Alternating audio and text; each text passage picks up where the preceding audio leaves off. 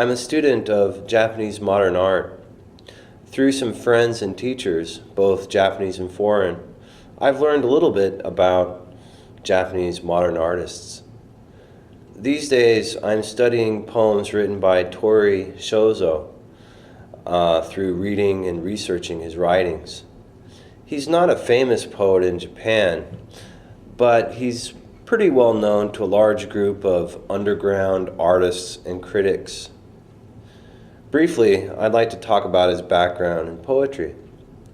Tori was born in 1937 and died in 1994 in Ito City, Shizuoka Prefecture.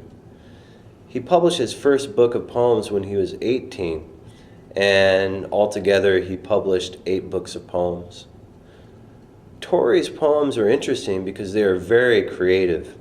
One book, Alphabet Trap, has one poem for each letter in the alphabet, from A to Z.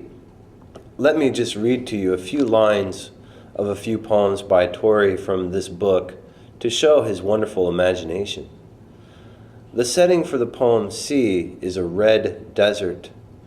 On the desert surface, there is a steamship floating. But the ship is made of cardboard, and how can a ship float on the desert sand anyway?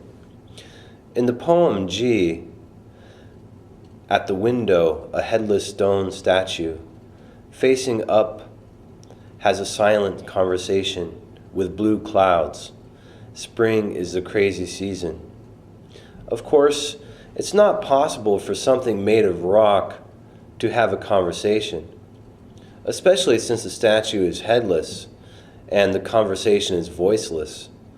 Maybe it's an ESP conversation. But anything can happen in Tori's poems. Some of the images found in his poetry are surreal because objects are in places where they usually aren't found. These are just a few of the interesting images. In my opinion, Tori is great because he goes against the stereotypes of Japanese poetry. He's not a haiku or a tanka writer, but an original, imaginative, modern artist.